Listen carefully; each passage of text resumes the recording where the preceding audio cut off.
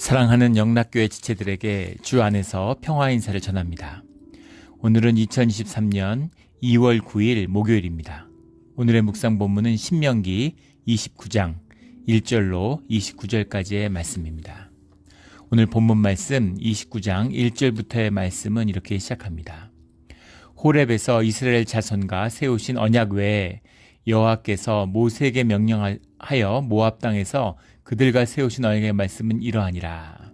그래서 언약 외에라는 말은 언약과 더불어 언약에 더해서 이런 말이죠.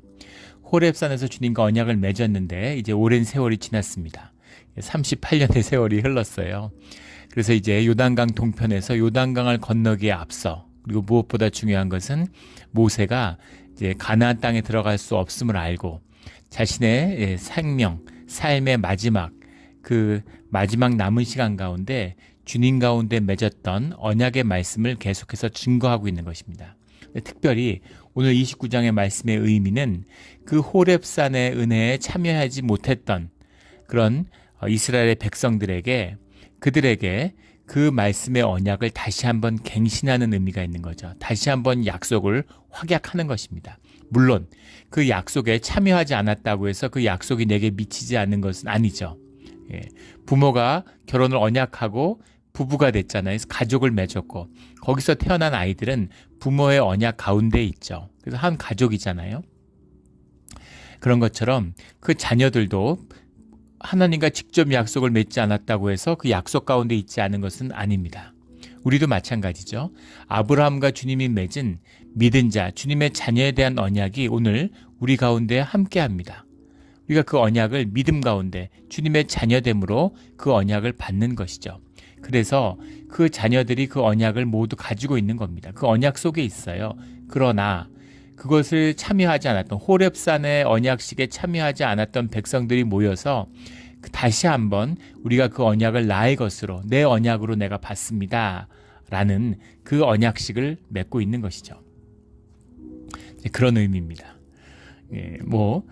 사실 아기 때 엎혀있고 이럴 때는 모르겠죠. 한 10살은 돼야 그 언약식의 의미, 호렙산에서의 주님이 보여주셨던 그 이적들을 기억하고 있겠죠.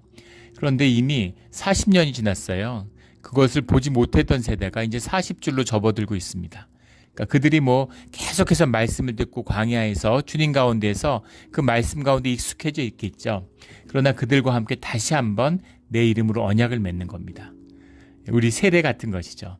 세례의 의미가 무엇일까? 이런 것을 궁금해하는 분들이 많아요. 세례를 받는다고 세례 전과 후가 뭐가 달라졌을까? 또 그런 고백하는 분도 있어요. 세례의식 할 때 뭔가 특별한 걸 기대했는데 너무 이제 별게 없어서 생각보다 막 마음이 뛰고 막 그랬는데, 기대했는데. 그런데 세례라고 하는 것이 무슨 특별한 무엇이나 특별한 우리 현상적인 경험, 내 느낌 이런 것이 아니죠. 언약입니다. 그럼 내가 크리스찬이 되고 교회 등록하고 예배 드릴 때 주님과 언약을 맺었는데 그 언약 안에 내가 함께 참여했는데, 그런데 내게 왜 세례의식이 또 필요한 것일까? 주님의 자녀라는 것을 다시 한번 나의 인격으로, 내 삶으로 그 확약하는 것이죠. 그 언약을 주님과 맺는 것입니다. 그것을 내게 다짐하는 것이고 나와 함께하는 것이에요. 유아 세례도 마찬가지죠. 아니 무슨 아이가 아직 인격이 성숙한 것도 아니고 의식적인 결단을 할 수 있는 그런 인격이 없는데 아이에게 왜 유아 세례를 베푸느냐 하는 것이 기독교 역사 가운데서도 많은 논쟁과 논란이 있었어요. 그러나 그것은 부모의 언약이죠. 자식을 주님과의 언약 하에서 주의 자녀로 키우겠다는 주님과 맺은 언약입니다. 그 언약을 부모가 확약하는 것이죠. 유아 세례의 주인공은 부모예요.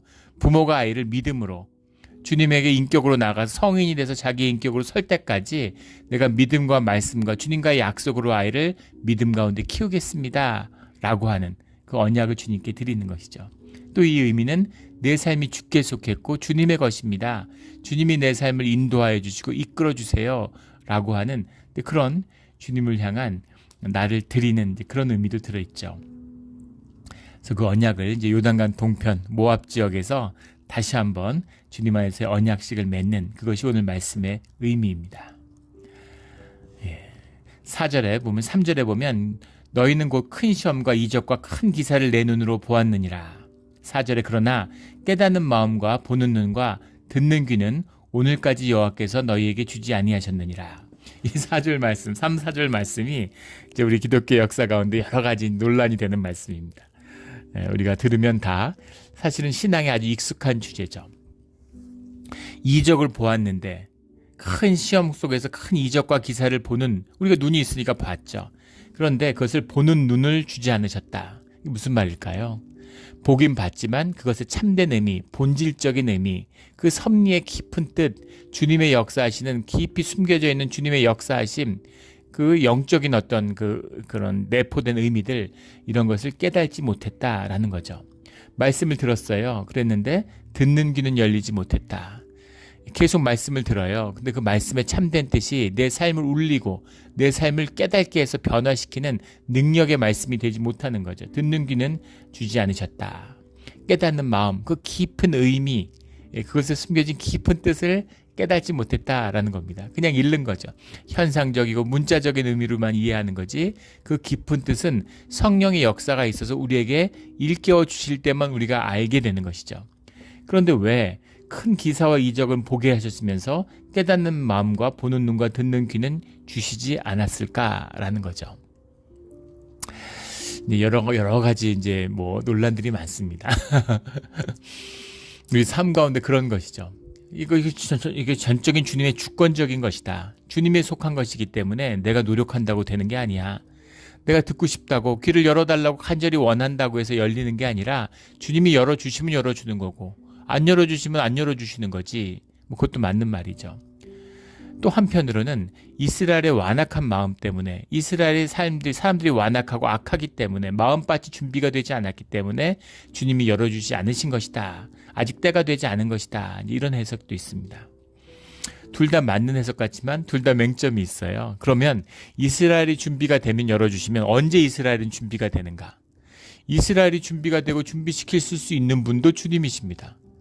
이스라엘이 언제 완악함을 벗겠어요? 언제 그 육신의 완악함을 벗어버릴 수 있겠습니까? 우리의 삶 가운데 주님 언제 내가 성육이 되고 언제 깨끗하게 됩니까? 언제 주님의 의의 옷을, 흰 옷을 입을 수가 있습니까? 내가 노력해서 내가 깨끗해지면 내가 깨끗해질 수가 있습니까?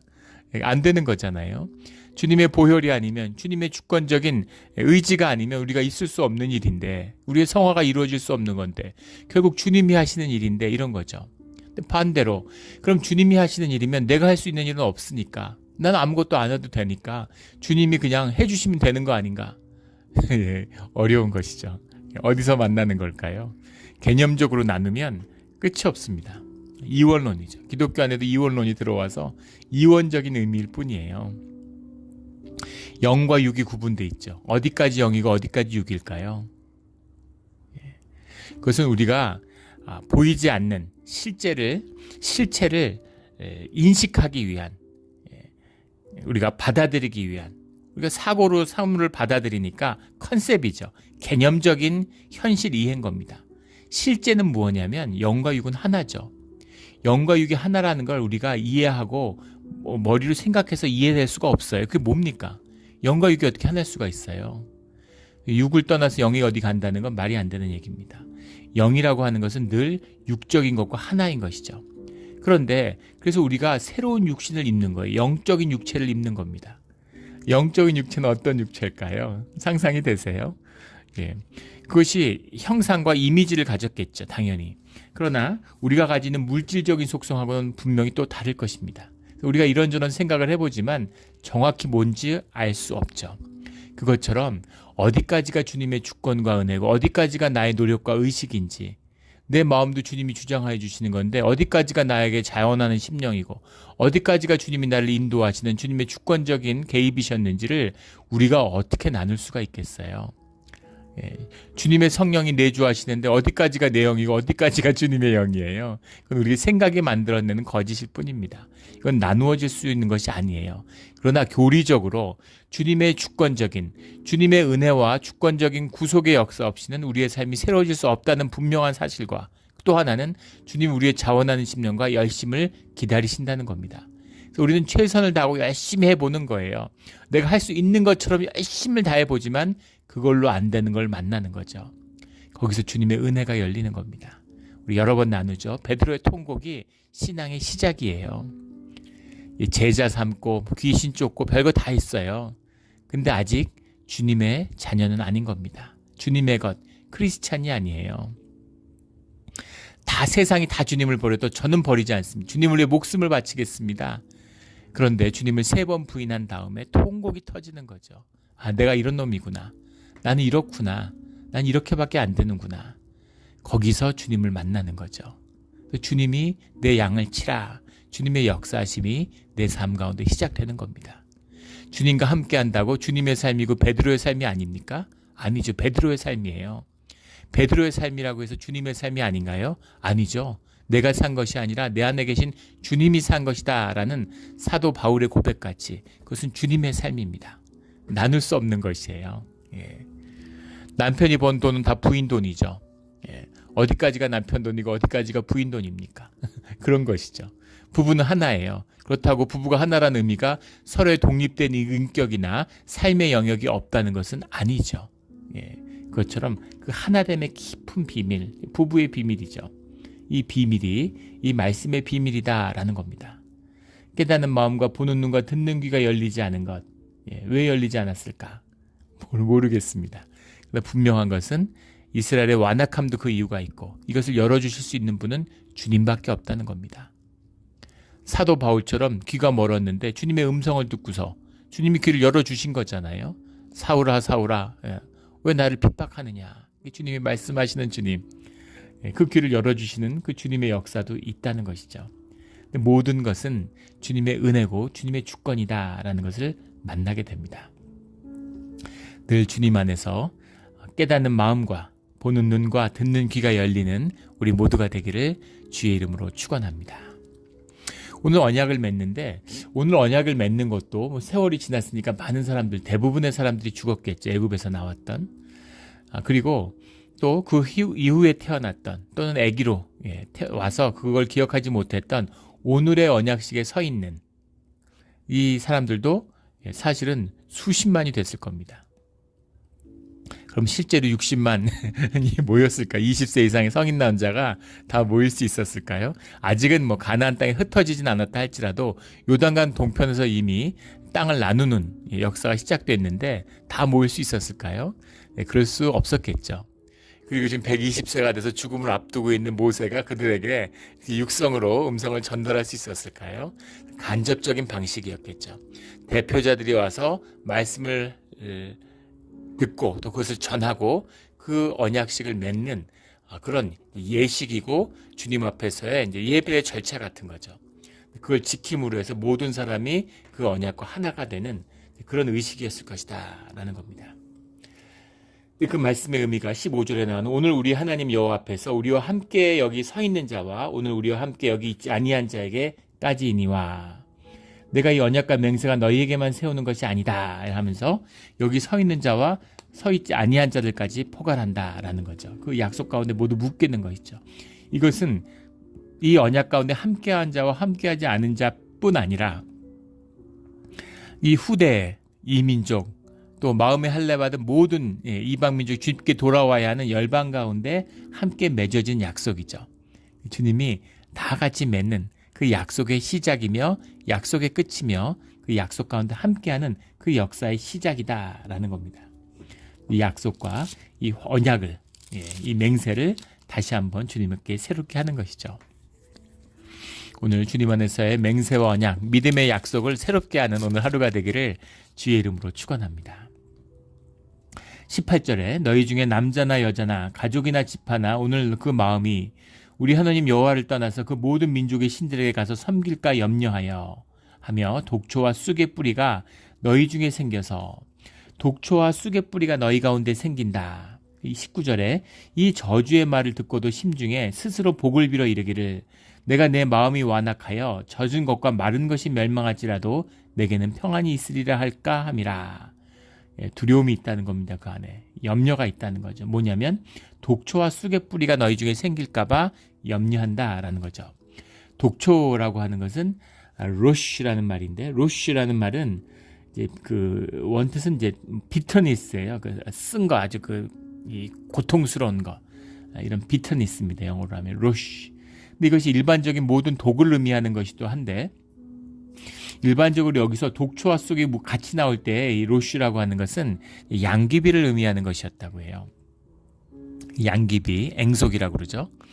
예, 아편, 그 양귀비를 의미하는 것이었다. 양귀비라는 것이 역사적으로 진통제로 계속 쓰였습니다. 애굽의 미라가 수백 개가 남아 있죠. 그 미라의 절반 이상이 그 아편에 이제 검출된다는 거 아니에요, 몸에서. 그러니까 굉장히 광범위하게 양귀비 아편이 인류의 역사와 함께 있었다는 것을 저희 이제 아버지 얘기를 들어도 시골에 이제 약이 없잖아요. 그래서 이제 어릴 때 양귀비 같은 거를 이제 액기스를 해서 소화제 겸 진통제로 쓰는데 배앓이를 하고 어떻게 아파도 이걸 조금만 먹으면 직통이라는 거죠. 예, 진통제니까 최고의 가장 강력한 진통제잖아요.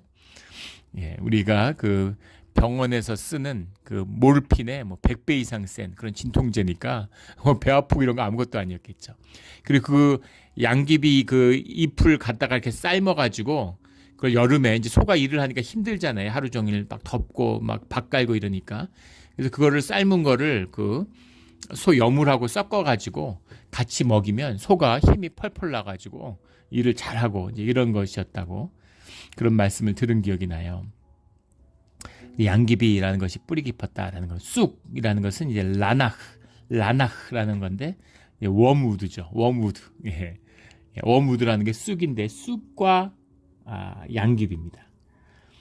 쑥이라고 하는 것이 두 가지의 공통적인 특징이 있는데 하나는 야생 식물이죠. 예. 근데 자생력이 엄청나게 강해서 이것이 그냥 뿌리를 깊이 내리고 아주 잘 자라는 특별히 물 주고 길러지 않아도 쑥쑥 자라는 이제 그런 자생력이 있다라는 겁니다. 또 하나는 유익함이 있다는 거죠. 예. 쑥도 양귀비도 거기서 추출된 것이 쑥도 진통제로 쓰이죠. 예. 해열제로도 쓰입니다. 추출물들이 양귀비도 마찬가지고 유익함이 있어요. 그 안에 두 가지 공통된 특징 중에 하나는 환각 증세가 있다는 겁니다. 예, 양귀비는 말할 것도 없죠. 환각과 마약 성분이 가장 강력한 것이 이 아편이죠. 그리고 쑥도 쑥의 추출물을 우리 법으로 한국에서는 법으로 금지되어 있는 걸로 알고 있고 미국은 금지되어 있다가 풀렸던 걸로 알고 있어요. 정확히는 잘 모르겠어요. 근데 20세기 초반에 이제 프랑스에서 나왔던 압생트라는 술이 있습니다. 쑥의 추출물을 알코올과 합성한 거죠. 압생트라는 술이 유명하죠. 아마 영화 같은 데서 보신 분들 있을 거예요. 설탕 같은 걸 스푼에다 해갖고 불로 가열해가지고 그걸 녹여서 떨어뜨려서 이제 압생트라는 술을 너무 쓰니까 쑥으로 만들었으니까 마셔보진 못했지만 그래서 이제 설탕을 타가지고 이제 먹는 거죠. 근데 이 압생트라는 술이 이제 지옥의 술이다, 마귀의 무슨 위스키다, 이런 식으로 불리는데 압생트의 문제는 그걸 마시면 환각이 일어난다는 겁니다. 대부분의 나라들이 이제 그걸 금지시켰다가 최근에는 압생트라는 이제 이름으로 술들이 나오는데 20세기 초에 마셨던 그런 압생트는 아니라 그래요. 환각 성분이 그렇게 있으면 안 되겠죠. 그래서 그런 환각 성분이 제거된 쑥의 독성이 제거된 이제 그런 것이다. 환각이 있다는 거죠. 현실을 잊게 해주는. 그리고 결정적으로는 이것이 중독성, 마약성이 있다는 겁니다. 사람을 묶는 굴레가 된다는 거죠. 처음엔 좋은 것 같아요. 근데 결국은 사람을 피폐하게 하고 사람을 완전히 망쳐버리는 것이죠. 예. 우리 예전에 주일 예배 때도 한번 나눈 적이 있었죠. 예. 미국은 이제 마약이 심각한 문제입니다. 너무 심각해요. 그래서 인류의 역사가들은 후대에 미국은 마약 때문에 망했다. 소련이 군비 때문에 군비 경쟁으로 망했으면 미국은 마약 때문에 망했다. 이런 말을 들을 거라고. 1년에 멕시코 국경을 통해서 넘어가는 미국 사람들이 마약을 구입하는데 지출하는 돈이 2천억 달러가 넘을 것이다. 이렇게 추정합니다. 미국 사람들 통계 중에 가장 관대한 게 6명 중에 1명, 가장 엄격한 건 4명 중에 1명이 마약 중독과 관련돼 있다. 이렇게 봅니다. 왜 미국 이렇게까지 마약이 횡행할까? 마약을 하는 사람들이 있기 때문인 거죠. 마약을 찾는 사람이 있고 중독된 자들이 있는데 마약에 중독된 이유가 옥시코든, 그런 이 90년대, 2000년대 초반까지도 약국에서 살 수 있었던 그 진통제 때문이라는 거. 이게 오늘 나오는 이 로쉬, 양귀비, 아편에서 추출한 헤로인 계통의 이제 진통제에서 그걸 광범위하게 먹다가 그것이 금지되고 나니까 그게 이제 미국을 완전히 파괴했다. 옥시코돈이 미국을 파괴했다는 겁니다. 근데 그걸 만든 제약회사나 관계자들이 아무도 처벌받지 않았어요. 그게 우리가 살고 있는 또 미국의 또 다른 모습입니다. 그런데 이 독초와 쑥이라고 하는 것이 그런 게 있다는 거예요. 마음의 위안을 주겠죠. 예, 그리고 마음을 중독시키고 이게 거짓된 종교, 우상 숭배가 주는 유익입니다. 좋은 게 하나도 없으면 거기에 빠져들고 거기에 묶이겠습니까? 뭔가 좋은 게 있어서 가는 거죠. 이단 종교도 그런 거잖아요. 처음에 가니까 너무 좋았던 것이죠. 근데 깊이 묶여가지고 나중에 완전히 삶이 파괴돼 버리는 거죠. 이것이 독초와 쑥, 깊이 뿌리 내려서 뽑고 싶어도 뽑히지 않는, 나중에 삶을 지배해 버리게 되는 그런 독초와 쑥이 너희 마음에 자라날까 염려된다라는 겁니다. 이 우상 숭배예요. 그래서 가까이도 하지 마, 모양도 취하지 마. 호기심 때문에 이단들이 하는 집회 이런 데 절대 가지도 마. 쳐다도 보지 마. 이런 것이죠.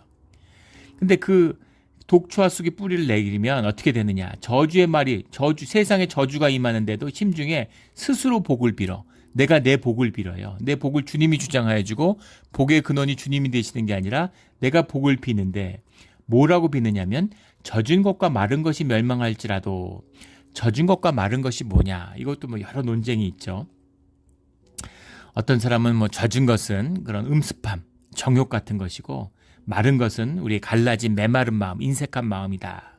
뭐 이런 역사적인 주석도 있고 또는 반대죠. 젖은 것은 좋게 봐서 초지와 광야, 비가 와서 척척하게 젖어 있는 그런 초지와 같은 것 또는 광야와 같이 메마른 그걸 의미하는 것이다. 뭐 이런 해석도 있습니다. 이것과 연결되는 것이겠죠. 세상의 만물, 사람이 살아가는 모든 형편을 이야기하는 거다. 예. 근데 다 뭐 이제 일리가 있는 이야기일 수 있는데 문맥적으로 본다면 세상의 만물, 사람이 살아가는 자리 이런 거를 보는 것이 뭐 좋은 일도 있고 나쁜 일도 있고 기쁠 때도 있고 슬플 때도 있고 이런 대조로 보는 것이 가장 설득력이 있지 않을까 싶습니다. 그런데 그런 무슨 일이 있어서 그런 것들이 멸망할지라도 내게는 평안이 있으리라. 다 무너져도 나는 걱정 없어. 나는 걱정 없어. 주님이 주신 약속이죠. 근데 문제는 주님이 떠나서 이제 저주를 받는데 저주 속에서 그 저주를 이렇게 받아들인다는 거예요. 이것이 우상숭배죠. 거짓 우상숭배도 신을 이단이잖아요. 끝에서 다른 거예요. 모든 것을 다 갖고 있습니다. 그런데 가짜 하나님, 하나님이 없는 거예요. 신이 없는데 있는 것처럼 꾸미고 속이는 것이죠. 그래서 마음의 위로를 줘요. 너는 걱정 없어. 너는 복 받았어. 그런데 주님이 주시는 거고 주님과 함께 할 때 받는 것이죠. 이단들이 하도 종말을 얘기하니까 이제는 종말론을 얘기하면 이단 같아요. 그래서 계시록 강의를 꺼립니다. 하도 구원을 팔아먹어서 구원 얘기하면 구원파 같잖아요. 또 구원 얘기를 꺼리게 돼요. 구원의 교리를 잘 얘기 안 하려고 합니다. 종말의 교리를 얘기 안 하려고 해요. 이것이 오늘 기독교의 모습이죠. 이런 일이 벌어진다라는 겁니다. 너희는 구원받았기 때문에 뭐 심지어 무슨 그 뭐예요? 뭐 다락방 선교회 뭐 이런 데에 너희 뭐 감기도 안 걸린다. 믿음을 가지면 우리 육을 갖고 있는데 바이러스가 있는데 어떻게 감기가 안 걸립니까? 그래서 감기 걸리면 막 귀신 들렸다고 때리고 이래가지고 무슨 문제 생기고 이러잖아요. 그런 것처럼 그런 거짓된 독버섯처럼 독초와 쑥의 뿌리가 너희 마음에 생겨서 스스로 복을 비는 자가 될까봐 걱정된다라는 것이죠. 복을 빌지 말란 얘기가 아닙니다. 주님께 복을 구하지 말란 얘기가 아니죠. 주님이 복을 약속하셨어요. 하도 이런 거짓된 또 이런 우상숭배가 횡행하니까 복만 빌면 무슨 기복신앙 같아요. 아닙니다. 성경에 복을 구하는 말씀이 나오고 주님 복을 주시겠다고 하시잖아요. 말씀을 지키고 기록하고 지키는 자들은 복을 받는다 이렇게 말씀하시잖아요. 복을 받습니다. 그런데 나만 복 받는 거, 나만 복, 다 복 못 받아, 나만 받아, 남들이 받아, 난 더 받아야 돼. 이런 것은 주님이 주시는 게 아니라는 것이죠. 그래서 무슨 오순절 개통교회들 막 무슨 막 어떻게 보면 막 방언하고 막 그 통성으로 방언하면서 막 기도하고 막 혼자 있을 때 조용한 데서 기도하면 되죠. 주님한테. 주님과 함께 나누는 거잖아요. 내 삶의 자리에서 내 방식대로 나누면 되죠. 근데 막 오순절계통 같은 데 가서 막 굉장히 영적인 것 같아요. 언뜻 보면. 근데 뭡니까? 나한테 복 달라는 거잖아요. 내 복 내놓으라고. 딴 사람은 뭐 살거나 말거나 나는 더 복 받아야 되겠다. 가장 영적인 것처럼 보이지만 가장 육적인 것이죠. 육의 비밀이잖아요. 육으로 나누어져 있으니까 영은 하나인데 육으로 나누어져 있는데 육이 내 삶의 진실이라는 거죠. 나는 인디비주얼이고 구별되어 있다는 거잖아요. 남들 죽어도 나는 잘 살아야 되겠다는 거잖아요. 자식을 잡아먹고 형제끼리 소송하고 이런 것이죠. 이런 것이 마음속에 뿌리 내린 독초와 쑥의 뿌리가 우리 마음 가운데 생긴 그 삶의 모습이다라는 겁니다. 그런 일이 벌어지게 되면 그러면 23절에 그 온 땅이 유황이 되며 소금이 되며 또 불에 타서 심지도 못하며 결실함도 없으며 거기는 아무 풀도 나지 아니함이라. 그래서 옛적에 여호와께서 진노와 격분으로 멸하신 소돔과 고모라와 아드마와 스보임의 무너짐 같음을 보고 물을 것이요. 유황이 되고 소금이 되고 결실함이 없고 땅이 실제 그렇게 된다는 의미가 아니라 현상적으로는 뭐 땅은 땅이겠죠. 그러나 그 사람들의 모습으로 인해서 그 땅이 황폐하게 된다. 아무것도 구할 수가 없다라는 겁니다. 오늘날 세계에서 가장 문제가 많고 어려운 땅 중에 하나가 시리아, 레바논 이 지역입니다. 지금 지진이 나가지고 사람이 수만 명이 죽는데 뭐 이미 10,000명이 넘는 사람이 확인되고 뭐 10만 명이 넘어갈 거란 얘기도 있어요. 처참합니다. 그나마 터키는 뭐 그래도 구조의 손길도 미치고 이러는데 시리아는 내전 중이라 가지고 구호 물자도 전달할 수가 없는 거예요. 비참하죠. 레바논은 뭐 사람 절반이 지금 기아 상태에 있다 그러죠. 레바논이 기본적으로 거기가 살기 좋은 땅입니다. 성경에도 계속 나오잖아요. 레바논에 그 백향목 나무가 있는 젖과 꿀이 흐르는 그런 좋은 땅이죠. 근데 레바논에 있는 사람들, 레바논이 한때는 중동의 파리라고 부를 정도로 그런 땅 곳이었어요. 20세기에도. 그런데 막 내전에 휘말리고 이러면서 완전히 그냥 쑥대밭이 된 거죠. 사람이 살 수 없는 곳이 돼버린 것입니다. 이것이 이 삶에 주님이 함께 하시는 주님의 예배하고 이 살아나님의 형상이 회복된 인간이 되느냐 아니면 독초와 쑥이 자라나는 땅이 되느냐 하는 그것을 보여주는 겁니다. 유황이 되고 소금이 되고 불에 타고 뭐가 다를 게 있어요. 현상적인 게 아니라 본질적인 것이죠. 그런 곳이 돼버려서 소돔과 고모라와 아드마와 스보임이 흔히 말하는 십딤골짜기의 뭐 5왕국, 가나안의 5왕국으로 불렸던 고대, 그런데 모두 다 이제 멸망하고 말았죠. 아드마는 소돔 옆에 있는 소도시고 스보임은 고모라 밑에 있었다 그러죠. 모두 사해 남쪽, 사해 남부에 있는 남쪽에 있는 그런 광야지대, 아리바 평야라고 불리는 그 광야지대에 있었던 그런 왕국들이죠. 근데 모두 멸망했는데 그들이 타락하고 이방 종교, 우상 숭배에 빠진 그 결실이 무엇이었느냐 하는 것을 너희가 기억해라라는 겁니다. 그래서 너희도 만약에 가나안 땅에 들어가는데 가나안 땅에 사는 우상 숭배에다 발을 담그면 너희도 똑같이 그렇게 되고 마라. 그 말씀입니다. 안타까운 건 이제 그렇게 되고 말았다는 것이죠. 28절에 여호와께서 또 진노와 격분과 크게 통한하심으로, 진노와 격분이 있으시지만 또 애통함으로 그들을 이 땅에서 뽑아내사 다른 나라에 내던지심이 오늘과 같다 하리라. 뽑아내사라는 말은 이제 이타셈이라는 말인데 뒤가 이제 셈이라는 uprooted them이에요. 그것들을 뽑았다 이런 말입니다. 뽑아내사. 내던지심이라고 하는 말이 이제 이 28절 말씀이 뭐 여러 역사적으로 굉장히 이제 의미 있게 중요하게 받아들여졌습니다. 이 내던지심 때문인데 이 내던지심이라는 게 야실리 캠이라는 말입니다. 캐스트 데미지 그것들을 던졌다라는 말인데 이 리캠이라는 말이 라메시라는 말이 어원이에요. 라메시라는 말이 어원인데 라메시라는 말은 이제 레올람이라는 말에서 왔습니다. 레올람이라는 말과 이제 어두가 같은데 같은 뿌리죠. 영원함을 의미하는 영원함의 첫 앞 문자가 이제 라죠. 라멧이라고 하는 것. 던진다라는 의미인데 이 라멧에서 그 요드라는 말, 알파벳에 요드가 들어있는데 요드라는 것이 10을 상징해요. 근데 이 글자에서는 특이하게 요드를 빼고 이 라멧을 크게 적습니다.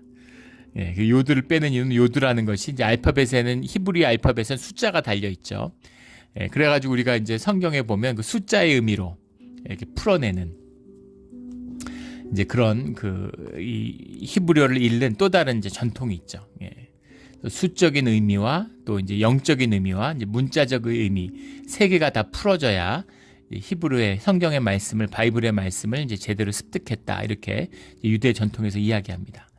그런데 그 던지다라는 말에서 요드가 빠진 것이 요드라는 게 10이잖아요. 그래서 10지파가 뿌리 뽑혀서 던져져 버리고 그리고 이제 베냐민과 유다 지파 두 개만 남는다. 라는 의미가 이제 이 말씀 속에 담겨 있다라고 푸는 것이죠. 랍비 전통에서. 예, 카발라라고 그러죠. 유대 신비주의인데 모든 말씀 가운데 역사의 비밀이 이미 다 드러나 있다. 이렇게 이제 보는 것입니다. 뭐 그럴 수도 있겠지만 조금 억지스러운 면도 있죠. 뭐 그렇게까지 모르겠습니다. 영이 열리지 않아서 그런 건지 조금 억지스러운 주장이 아닌가 이렇게 보는데 이 말씀 가운데 10지파는 결국은 뿌리 뽑힌다. 북이스라엘은 돌아오지 못한다라고 하는 그 뜻이 들어있다. 이렇게 해석됐기 때문에 그런 어떤 예언적인 의미가 담겨 있다. 그래서 유대인들은 이 신명기 29장 28절의 말씀을 굉장히 이제 중시하는 것이죠. 그러나 이제 본질적으로 중요한 말씀은 29절의 말씀이에요. 감추어진 일은 우리 하나님 여호와께 속하였거니와 나타난 일은 영원히 우리 자손에게 속하였나니. 무슨 말이냐면 본질의 것, 실체적인 진실은 주님의 것이다라는 겁니다. 주님에게 속해 있고 주님이 아시는 거죠. 그러나 그것은 그러니까 주님의 것이니까 우리가 모를 수 있죠. 또 모른다고 모르는 것이죠. 어떻게 알겠습니까? 우리가 어떻게 헤아려요? 우리가 뭘 좀 알고 가고 영이 깨어난 것 같아도 주님의 그 깊은 비밀을 우리가 어떻게 짐작이나 하겠습니까? 우리의 이 두뇌, 우리의 경험, 우리의 한계가 분명하잖아요. 이 4차원 공간, 시공간에 꼼짝 못하고 있는데 그걸 넘어서는 주님의 일들을 어떻게 풀어낼 수 있겠어요? 인간이 실체적으로는 5차원, 6차원의 그 시공간의 의미를 이해 못한다는 거죠. 느끼고 경험할 수 없다는 겁니다. 근데 물리학자들은 13차원까지는 다 동의해요. 적어도 11차원까지는 누구나 동의합니다. 그러면은 사람이 5차원, 6차원이 뭔지도 모르는데 11차원이 있다는 걸 어떻게 알아? 수학 때문이죠. 수학적으로 존재를 풀어보면 11차원이 있을 수밖에 없는 거예요. 13차원이 있어야 말이 되는 겁니다. 이 실체가 물리적인 세계가 존재하기 위해서는. 그래서 수학이라는 걸 신의 언어라고 그러죠.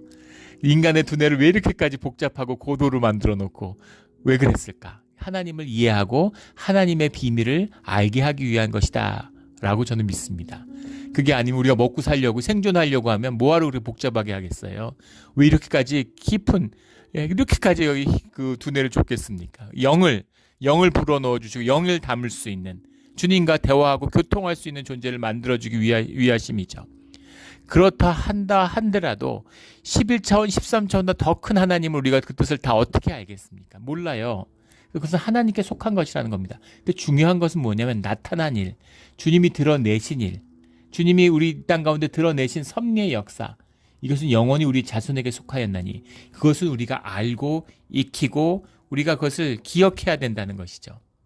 주님의 깊은 뜻을 어떻게 다 헤아려요? 하지만 주님이 우리에게 주신 말씀, 우리의 경험 속에 담겨주신 그 말씀의 뜻은 새기고 깨닫고 이것을 읽고 암송하고 외워서 그 뜻을 우리가 새겨야 된다는 거죠. 기억해야 된다는 겁니다. 이것이 이 율법의 모든 말씀을 행하게 하신 뜻이다라는 것이죠.